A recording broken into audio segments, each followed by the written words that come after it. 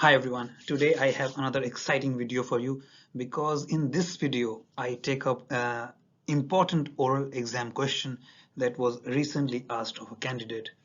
So I thought I will make a separate video on this topic. In today's video I'm going to talk about special survey. So the question that was asked of the candidate was, what is a special survey and what areas of a ship should receive the particular attention during a special survey? So let's get started with today's video. So this question was asked in two parts, so I'm going to answer it in two parts as well. So the candidate was asked that he should mention at least 6 to 8 different areas of a ship that should be paid particular attention during a special survey.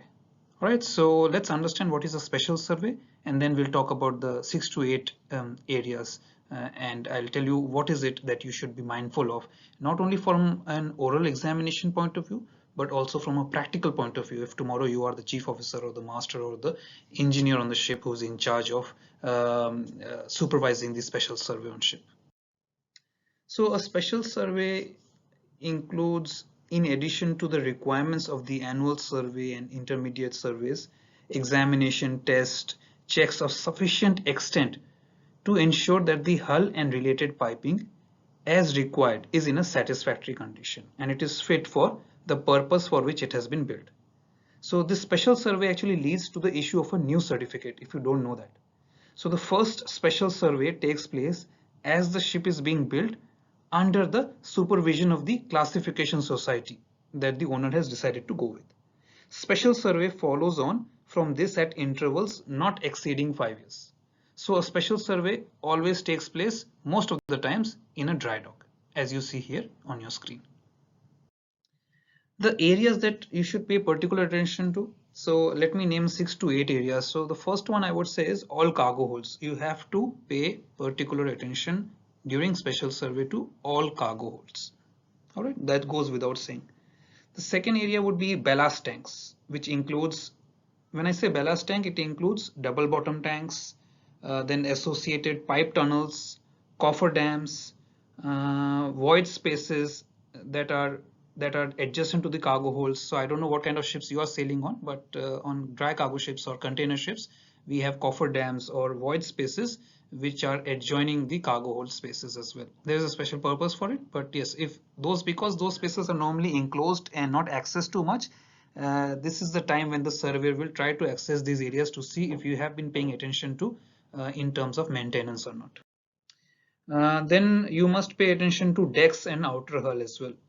And this examination should be supplemented by thickness measurement and testing as required, and to ensure that the structural integrity of these deck and outer hull remains effective. So the aim of the examination will be to discover substantial corrosion, if any, or any kind of significant deformation or fractures or damages or other structural deterioration that may be present, especially if you are on bulk carriers or container ships which are prone to damages or structural deformation due to the nature of the cargo work or the nature of the ship itself.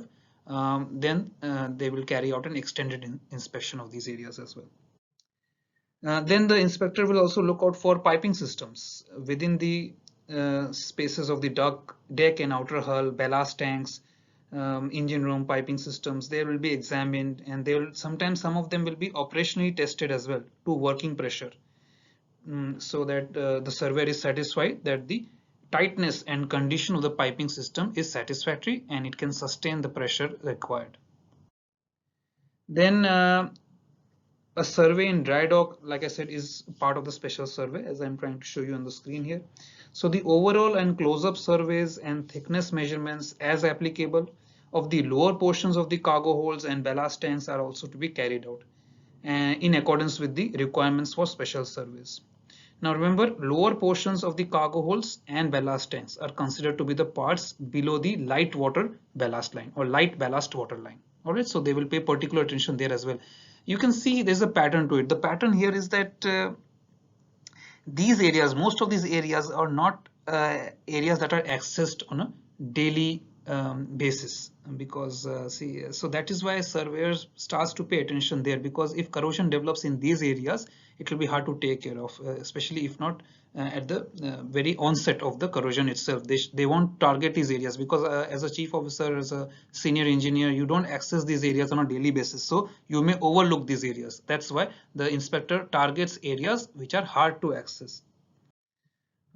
So when provided, the condition of the corrosion prevention system of ballast tanks should also be inspected or examined.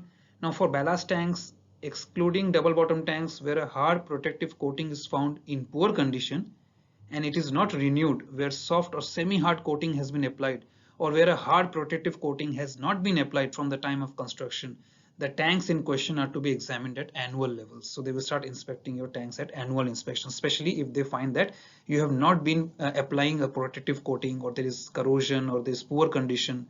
And then they will also carry out thickness measurements as necessary by the surveyor. So the surveyor carries a gauge. They have a special gauge for that, and they carry out thickness measurement. If they find that the thickness of the plating is not as per the standards, then they will start inspecting your ships annually for these kind of things. It becomes a kind of a tedious. So it's better that senior officers are on top of these things, and they are inspecting and they are carrying out maintenance as required as per the planned maintenance schedule as well. Now, whenever there will be breakdown of hard protective coating, and that is found in water ballast double bottom tanks, and if it is not renewed, or where a soft or semi-hard coating has been applied, or where a hard protective coating has not been applied from time of construction, surveyor will keep inspecting this. Where a hard protective coating is provided in cargo holds, and if it is found in good condition, the extent of close-up surveys and thickness measurements may be specially considered. So of course, if the surveyor finds that you have been maintaining these areas well, the plate thickness is as per the requirements, there is not much corrosion, or you have been applying coatings on it as required, protective coatings, paint or epoxy paints, whatever required, then the surveyor will of course understand that you have been maintaining these areas as per the requirements, and may go easy on you in the current survey and also in future surveys as well. Now remember, these days surveyors, of course, they have access to technology. They come with drones, because sometimes they find it hard to access areas as well. So you can see here they are inspecting cargo holds, and some areas of the cargo holds are not accessible easily by the surveyors and inspectors. So that is why what they do is they are adopting the use of drones or other kind of technology. Sometimes we use ultrasound technology as well, where they use sound waves and radio waves to gauge the thickness of plating, and they are using different kinds of technology. I'm not aware of all technology, I'm aware of a few, and the idea here is to get a view of these hard to reach areas, because you will not have an excuse that you are not aware of these. So the surveyor will expect you to be able to not only maintain these areas, but also making sure that you are aware of the condition of the vessel all round. So you should be aware of each and every part of your vessel. You should know how in what condition each part of the vessel is. You cannot have any excuse that some area is hard to reach, and that is the whole idea of special surveys. So I'll keep this video short. I've been told that my videos are sometimes very long, so I'll keep this video short, but you get the idea of a special survey and what kind of the different areas that the surveyor targets. So if you are asked this question in the oral exam, or if your vessel is undergoing a special survey or is about to undergo a special survey, as an officer, you must know that these are the areas the surveyor will be targeting. So thank you for watching today's video, guys, and thank you for supporting the channel. I really appreciate all the comments and feedback. I try my best to answer as many as I can, but I get hundreds of questions on a daily basis, and it's sometimes very hard for me and impractical for me to be able to answer all these questions. Keep watching the videos, and I try to make videos on different topics. Thank you and bye for now. Good luck with your studies.